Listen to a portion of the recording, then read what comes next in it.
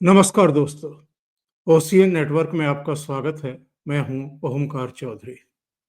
आज बात करेंगे पंजाब की। पंजाब में भी आम आदमी पार्टी की आम आदमी पार्टी की ही वहां सरकार है और दिल्ली में चुनाव हारने के तुरंत बाद अरविंद केजरीवाल के बारे में सुना जा रहा है। और सुना क्या जा रहा है, देखा भी गया है कि गाड़ियों के लंबे काफिले के साथ वो होशियारपुर के एक गांव में पहुंचे हैं, जहां पर विपश्यना करेंगे अगले 10 दिन के लिए। ये मामला केवल विपश्यना का है या कुछ और भी है? अब कई तरह की खबरें आ रही हैं कि परिवार के साथ गए हैं। तो क्या पूरा परिवार विपश्यना के लिए गया है या इसमें कुछ और भी पेच हैं? उनको भी तलाश करने की कोशिश करेंगे अगर कुछ है तो। लेकिन इससे भी बड़ी खबर ये है कि जो भगवंत मान चीफ मिनिस्टर रहते हुए शंभू बॉर्डर पर, खनौरी बॉर्डर पर या डबवाली में जो किसान रोके गए थे, किसानों के नाम पर जो जमावड़ा था उसको रोका गया था, दिल्ली ना जाने पाए, तो तब किस तरह की जबान का इस्तेमाल कर रहे थे। और अब जबकि ये उनके गले में घल गए हैं, तब वो किस तरीके से आपा खो रहे हैं। तब अगर वो दिल्ली पर चढ़ाई करते, दिल्ली में फिर से जाकर के बैठते, सड़कें जाम करते, नेशनल इंटरनेशनल मीडिया का ध्यान आकृष्ट करके मोदी सरकार को, भारत को बदनाम करते, तो इन्हें कोई दिक्कत नहीं थी। लेकिन पंजाब में अगर वो शंभू बॉर्डर पर बैठना चाहते हैं, खनौरी बॉर्डर पर बैठना चाहते हैं या चंडीगढ़ आकर के मोर्चा लगाना चाहते हैं, तो इनके पेट में कई तरह के दर्द और मरोड़ उठनी शुरू हो चुकी है। और ये तो उन कथित किसान नेताओं का कहना है, मेरा नहीं, कि इस तरीके से मीटिंग में हत्थे से उखड़ जाना, मीटिंग को छोड़ करके चले जाना और कहना कि जाओ फिर लगा लो मोर्चा, ऐसा तो उन्होंने अपनी जिंदगी में कभी नहीं देखा। इससे पहले भी चीफ मिनिस्टर से उनकी मुलाकातें, बातें हुई हैं, वार्ताएं हुई हैं, नेगोशिएशंस हुए हैं, यहाँ तक कि केंद्रीय गृह मंत्री और प्रधानमंत्री से भी हुई है। तो इन मुद्दों पर आज बात करेंगे कि मामला क्या है, और टाइम बचा तो फिर संभल पर भी थोड़ी सी चर्चा करेंगे। मेरे साथ जुड़ रहे हैं जलंधर से ही, पंजाब से ही बाबा रामदास जी। तो रामदास जी को जोड़ करके चर्चा को आगे बढ़ाते हैं। बाबा जी, बहुत स्वागत है, नमस्कार। जय श्री राम। जय श्री राम। बाबा जी, हो क्या रहा है पंजाब में? सबसे पहले हम चीफ मिनिस्टर की बात कर लें।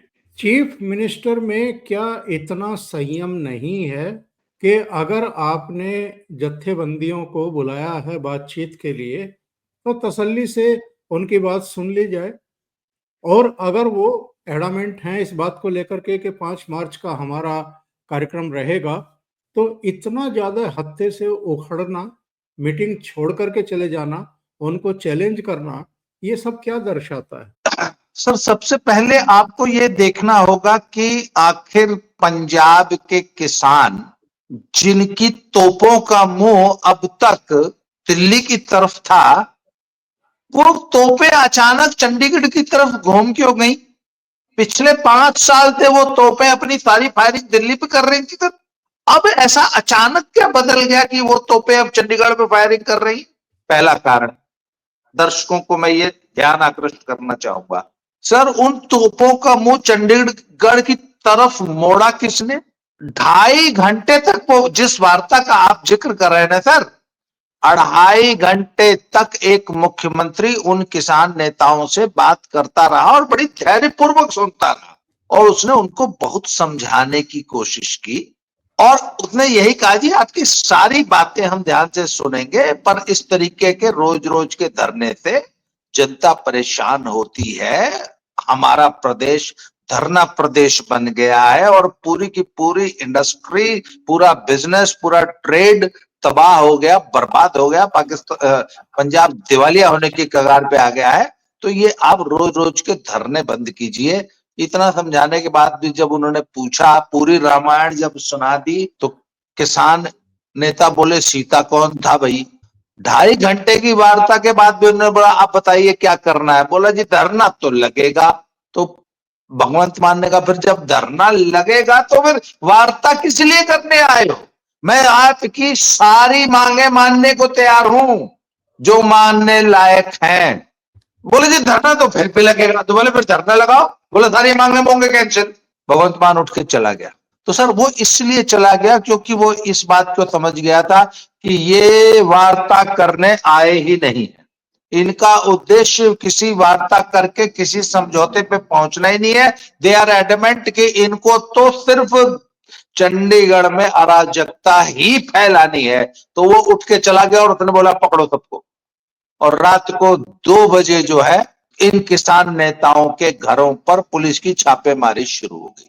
सर ये है अंदर की कहानी। अब बात यह है कि इनकी तोपें जो कल तक दिल्ली पे गरज रही थी, चंडीगढ़ पे क्यों गरजने लग गई? तो सर उसका कारण है अरविंद केजरीवाल। उस व्यक्ति ने किसानों को इशारा। अच्छा सर आप मैं आपको थोड़ा सा पीछे ले चलूंगा। जिस दिन दिल्ली का रिजल्ट आया उसके 2 दिन बाद इसने दिल्ली के कपूरथला भवन में सारी की सारी पंजाब गवर्नमेंट और पंजाब के सभी विधायकों को तलब कर लिया। तलब क्या जी? समीक्षा बैठक होगी। सर समीक्षा बैठक कितने मिनट चली? 24 मिनट। उस बैठक में केजरीवाल ने यह संदेश देने की कोशिश की कि हम दिल्ली का चुनाव पंजाब के मुख्यमंत्री की वजह से हारे। ना तो इसने औरतों को 1000 रुपया दिया, ना इससे लॉ एंड ऑर्डर कंट्रोल हुआ, ना इससे ड्रग्स की समस्या हल हुई। तो उसने वहां भूमिका बनाई कि ये निकम्मा है और इसको बदलना पड़ेगा। सर पंजाब के एमएलए ने एक बात स्पष्ट कर दी, मुख्यमंत्री निकम्मा है, बदलना पड़ेगा, यहां तक मंजूर है, पर आप पंजाब के मुख्यमंत्री बनेंगे ये बिल्कुल नामंजूर है। पंजाब में लौटने के बाद एमएलए में चर्चा हुई। तो उन्होंने कहा कि हम गांव में जाके क्या मुंह दिखाएंगे कि हमने भगवंत मान को हटा के केजरीवाल को सीएम बना दिया, इसलिए केजरीवाल को सीएम बनाना ये ख्वाब तो भूल जाओ। सर जब वो सीएम बनने वाले उस पर प्लानिंग पे कांटा लग गया था, फिर ये बोला हमको राज्यसभा भेज दो। तो फिर वो संजीव अरोड़ा को लुधियाना वेस्ट के बाईपोल से टिकट देना और वो सब, सर वो सब भी फेल हो गया। तो सर अब इसने जो है टर्फ वॉर शुरू है इस वक्त। सर पंजाब में एक टर्फ वॉर चल रही है। ज्यादा से ज्यादा विधायकों को अपने पाले में करना पहला, और दूसरा इसने भगवंत मान ने अपनी अथॉरिटी प्रूव करने के लिए ड्रग कार्टेल्स पे एक बहुत जबरदस्त हमला बोल दिया। पूरी सरकार लेके ड्रग्स पे वाले पे कूद पड़ा, क्योंकि इस पे यही आरोप था ना कि भाई लॉ एंड ऑर्डर कंट्रोल नहीं हो रहा और ड्रग्स कंट्रोल नहीं हो रही। तो भगवंत मान कूद पड़ा। तब तक केजरीवाल ने बयान दे दिया कि देखो हमारी सरकार ने ड्रग्स पे हमला बोल दिया। सर ये केजरीवाल और भगवंत मान की आपसे खींचतान है कि ड्रग्स पे कार्रवाई करने का श्रेय कौन लेगा? तो निश्चित रूप से सर सरकार ही लेगी ना। अच्छा अब केजरीवाल के सर सामने एक समस्या थी। एक पार्टी का नेशनल कन्वीनर एक राज्य में अगर जाएगा तो कितने दिन रहेगा? मैक्सिमम 2-4-6 घंटे जाएगा, मीटिंग लेगा, चला आएगा। इसको सर पंजाब में घुसने का बहाना चाहिए था, तो इसने वो बहाना निकाला 10 दिन की विपश्यना।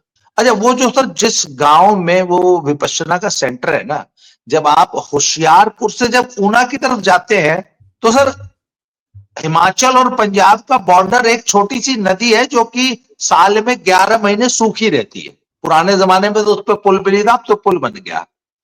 तो होशियारपुर ऊना वाली बसें उसी रूट से जाती हैं। तो वहां पे सर एक गांव है जहानखेला। जहानखेला में सर एक बीएसएफ का सेंटर है और एक पंजाब पुलिस का सेंटर है। वहीं उसी एरिया में अगल बगल के 2 गांव हैं, उसमें विपश्यना का सेंटर है। सर विपश्यना के वैसे 120 सेंटर हैं देश में और बड़े बड़े सेंटर हैं, और वो जो जहानखेला वाला सेंटर है ना सर, वो तो जैसे किसी बैंक का एक्सटेंशन काउंटर नहीं होता, यहाँ एक टेलर काउंटर या एक क्लर्क बैठा के थोड़े से पैसे देके बैठा देते हैं। यूनिवर्सिटी वगैरह में जैसे काउंटर खोल देते हैं, स्टेशनों पे जैसे काउंटर नहीं खोल देते बैंक, उस प्रकार का छोटा सा सेंटर है जहां सिर्फ 16 लोगों को विपश्यना करने की सुविधा है।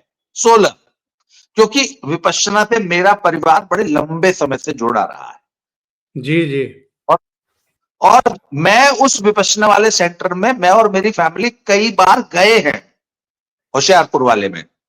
सर वहां 16 लोगों का विपश्यना का सेंटर और एक छोटा सा हॉल है जिसमें लगभग 20 लोग जो है वो आलती पालती मार के एक हॉल में छोटी सी मीटिंग कर सकते हैं, या विपश्यना की वो जो ध्यान लगाते हैं वो वाला क्रिया वहां होती है। वहां पे सर आमतौर पे उस सेंटर पे 1-2 गाड़ियां और 2-4 स्कूटर मोटरसाइकिल खड़े रहते हैं, क्योंकि मैं वहां 20 बार गया। सर जब अब इसको वहां जाना था तो ये जानबूझ के वहां 32 गाड़ियों का काफिला और 100 से ज्यादा पुलिस वाले लेके गया, जिससे कि उस एरिया में बहुत सारी पार्किंग भर जाए, गहमा गहमी हो जाए, जिससे पता न लगे कि वहां पे कितने लोग आ रहे हैं और कितने जा रहे हैं। और विपश्यना का सर एक और रूल है, टोटल साइलेंस 10 दिन, और आई कांटेक्ट तक नहीं करते हैं साधक एक दूसरे से। नियम यह है कि अपने स्वयं से बात करो, स्वयं से मुलाकात करो और ध्यान लगाओ। सर इसकी वहां रात रात भर दिन दिन भर विधायकों से और पंजाब के कार्यकर्ताओं से मीटिंग्स चलती हैं, और गहमा गहमी दिखाई न दे इसलिए पहले ही वहां 50 गाड़ियां पार्क कर दी कि कितनी आ रही हैं कितनी जा रही हैं लोगों को दिखाई न दे। जिस जगह कभी एक ही गाड़ी खड़ी रहती थी, अगर वहां 50 आएंगी तो तब तो लोगों की आंख में चुभेगी। सर सारा दिन वहां विधायकों के साथ और पंजाब के आम आदमी पार्टी कार्यकर्ताओं के साथ ये बैठक करता है, और ये वहां पर बैठ के तोल रहा है कि यदि मैं भगवंत मान को कुर्सी से हटाता हूं तो मेरे पक्ष में कितने विधायक रहेंगे। विपश्यना में इसको 10 दिन की एक विंडो मिल गई है। तो आप समझ रहे हैं क्या पॉलिटिक्स चल रही है। और सर ये पूरी की पूरी टर्फ वॉर चल रही है भगवंत मान और अरविंद केजरीवाल के बीच में पंजाब। अच्छा ये बताइए, आपने जी कहा कि भगवंत मान को दिल्ली की हार का जिम्मेदार मानते हैं क्योंकि उसने महिलाओं को 1,000 रुपया नहीं दिया, 3 साल बीत गए हैं। तो फिर दिल्ली की हार के लिए अगर पंजाब का मुख्यमंत्री जिम्मेदार है तो अरविंद केजरीवाल जिम्मेदार नहीं है। जो पैरामीटर्स वहां भगवंत मान पर लागू होते हैं वो तो अरविंद केजरीवाल पर भी लागू होने चाहिए।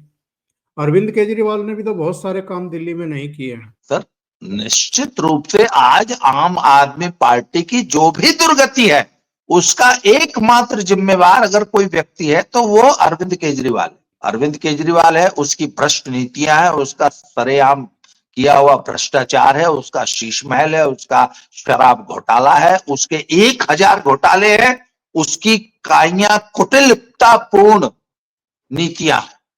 परंतु सर वो नेता ही क्या जो अपनी गलती मान ले। उसको तो एक बलि का बकरा ढूंढना है ना, एक पंचिंग बैग ढूंढना है। और भगवंत मान शुरू से सर इनके निशाने पे रहा है। भगवंत मान की शराब पीने की आदत को लेकर भगवंत मान हमेशा से एक कमजोर कड़ी रहा है, और भगवंत मान को इसलिए इसी बात पर कुर्सी पे बैठाया गया था कि यह एक कमजोर ढुलमुल मुख्यमंत्री साबित होगा, और इसकी आड़ में इसको फ्रंट पे बैठा के मैं जो चाहे मनमानी करूंगा। सर आखिर इससे पहले आपको ध्यान होगा कि पहले संजय सिंह, फिर दुर्गेश पाठक, फिर संदीप पांडे, और उसके बाद आपका ये चड्ढा है, राघव चड्ढा, और उसके बाद ये विभव कुमार जैसे लोग उस पंजाब। अच्छा विभव कुमार जैसा व्यक्ति जो एक क्लर्क ग्रेड का आदमी है, सर वो पंजाब सरकार को क्या सलाह देगा मुख्यमंत्री को। उसको वहां सलाहकार नियुक्त किया गया। आप बताइए एक क्लर्क लेवल का आदमी क्या सलाह, और पूरी की पूरी पंजाब की ब्यूरोक्रेसी विभव कुमार जैसे क्लरिकल ग्रेड के आदमी को रिपोर्ट करती है। क्या रिपोर्ट करती होगी सर। तो सर पंजाब में एक ढुलमुल कठपुतली सीएम बना के, जो कि शराब का आदी है, पंजाब में अपना होल्ड, अपना नियंत्रण बनाए रखने का एक प्लॉट था अरविंद केजरीवाल का।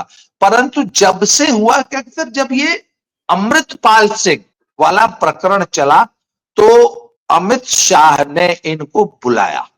उन्होंने कहा कि आपसे अगर पंजाब कंट्रोल नहीं हो रहा है तो हम राष्ट्रपति शासन लगा दें, अगर आप कंट्रोल नहीं करेंगे तो हम सचमुच आपको मुझे बर्खास्त करना पड़ेगा। तो उसने पूछा उनसे कि आपको आखिर दिक्कत क्या है।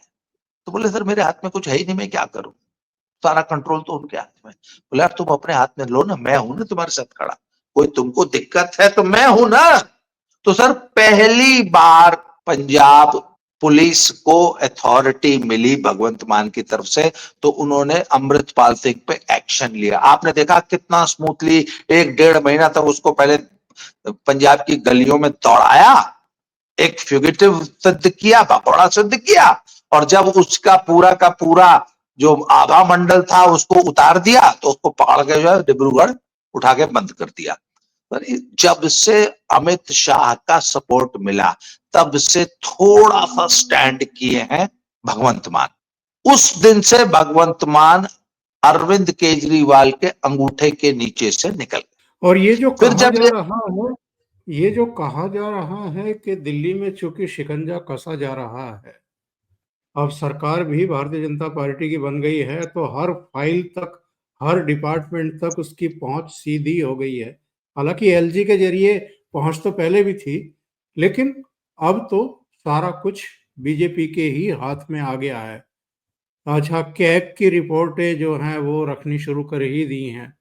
पहले ही सत्र में 2 कैग की रिपोर्ट सामने आ चुकी हैं, शराब घोटाले को लेकर के भी और एक दूसरे मामले को लेकर के भी, तो अभी और भी आनी है।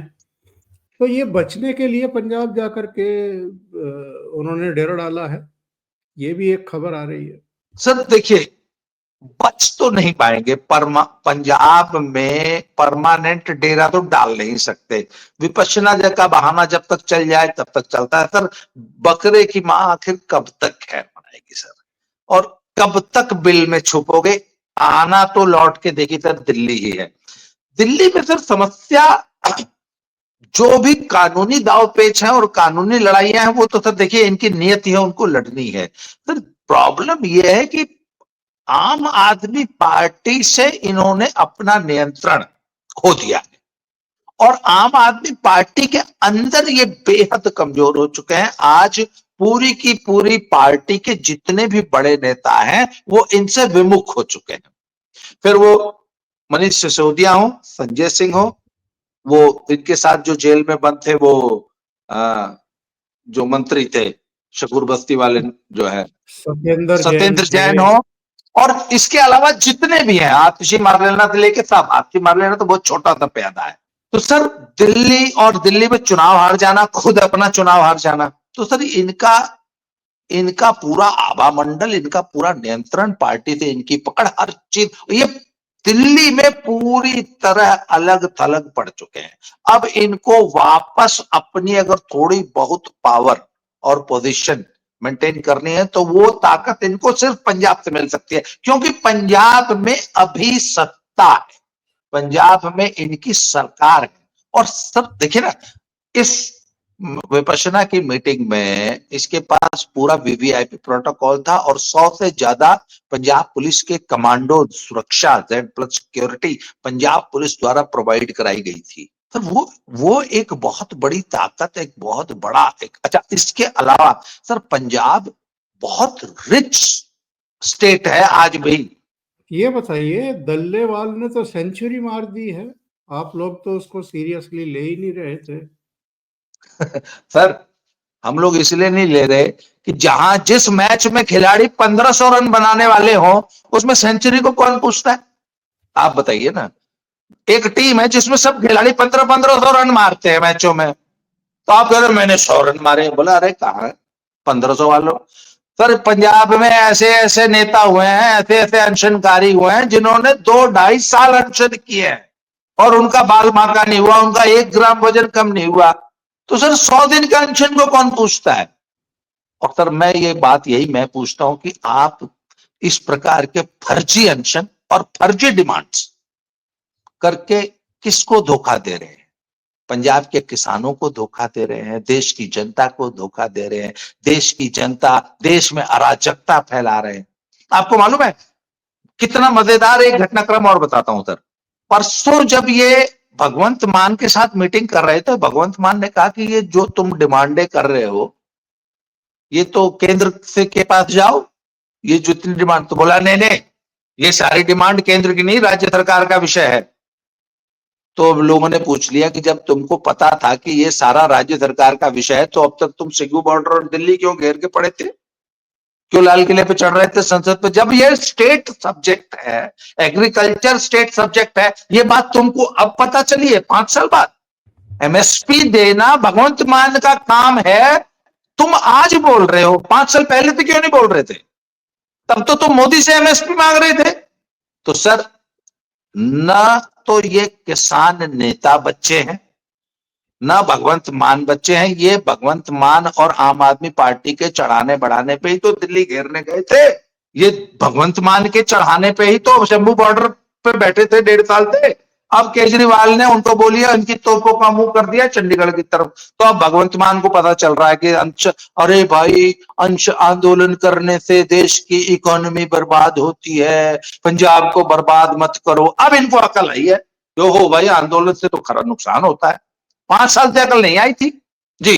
तो इनके पीछे है कौन? आम आदमी पार्टी है, कांग्रेस पार्टी है, विदेशों में बैठी हुई ताकतें हैं। कौन है जो इनको वित्त पोषित कर रहा है? सर, इनके हैंडलर्स विदेशों में बैठे हुए डीप स्टेट के गुर्गे थे। डीप स्टेट के गुर्गों के 100 टांगे हैं इंडिया में। जैसे आईएसआई पोषित खालिस्तानी आतंकवादी, कांग्रेस के राहुल गांधी जैसे नेता, आम आदमी पार्टी के अरविंद केजरीवाल जैसे नेता, इन सब ने देश को बांटने, तोड़ने, देश में आग लगाने और देश को ढाका बांग्लादेश बनाने की सुपारी ली है। और इनके हैंडलर सब विदेश में बैठे हुए डीप स्टेट के लोग हैं।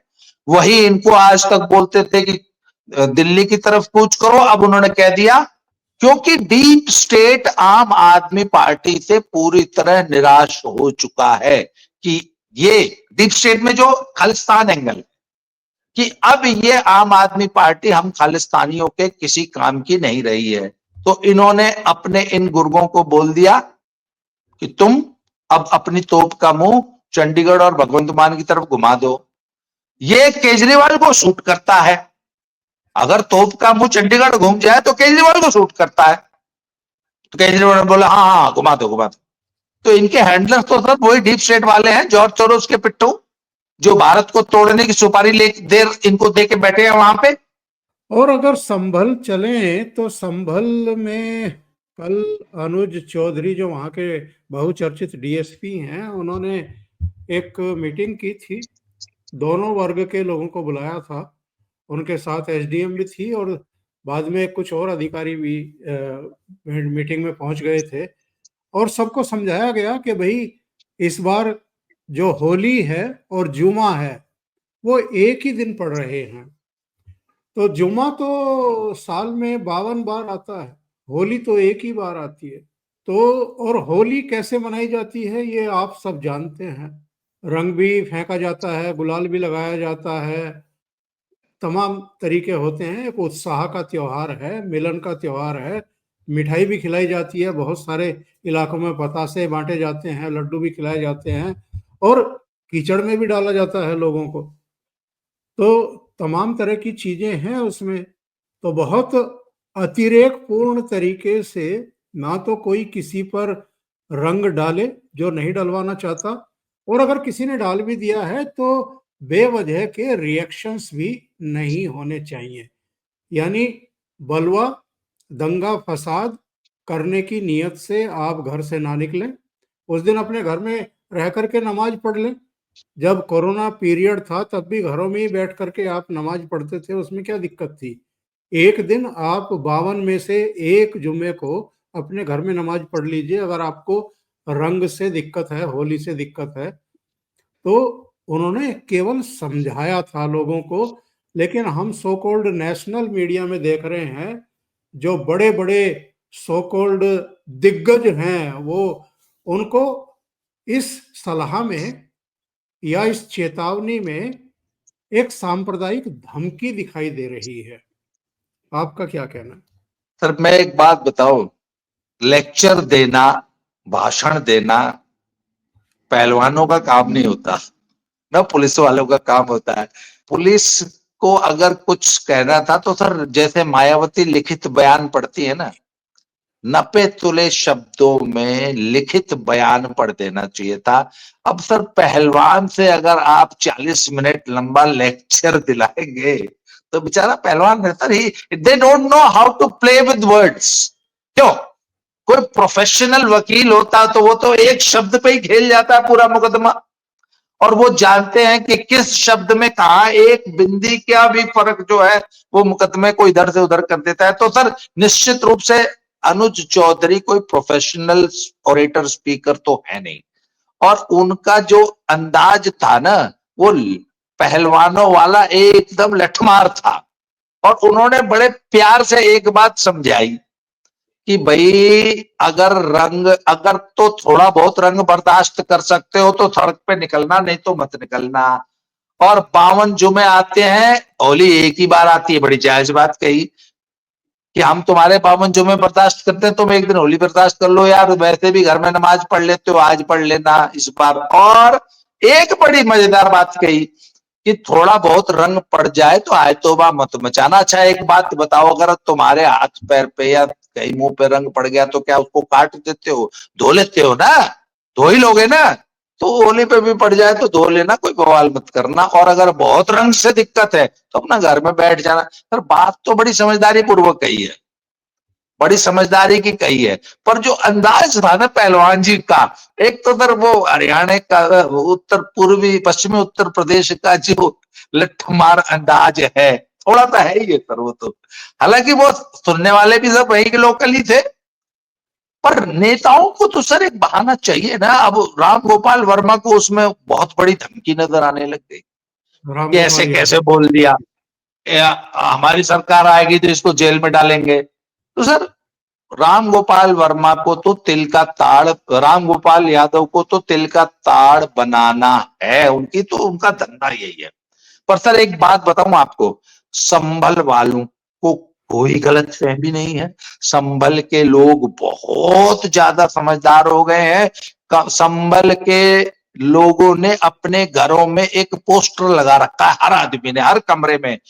उस पे लिखा है कायदे में रहोगे तो फायदे में रहोगे। और ये बात योगी जी ने बहुत अच्छे से समझा दी है संभल वालों को कि पंगा लेने की जरूरत नहीं है, सुख शांति से रह लो। छोटा सा पंगा लिया था, पूरा संभल खुद गया। सर छोटा सा पंगा लिया था, एक मस्जिद का सिर्फ सर्वे हो रहा था, सर्वे हो लेने देते तो इतनी बड़ी मुसीबत नहीं आती। आज पूरा का पूरा संभल खुद गया। 64 तीर्थ हैं जिसमें से 56 या 57 निकल चुके, बाकी भी निकल जाएंगे। और सर एक बात बता दूं, कुंभ खत्म हो गया है, संभल तो शुरुआत है। सर इस उत्तर प्रदेश में 1000 संभल निकलेंगे, आज बता रहा हूं आपको, 1000 संभल। और हर संभल में 59, 60, 65 तीर्थ निकलेंगे जो मुसलमानों ने कब्जा कर रखे हैं।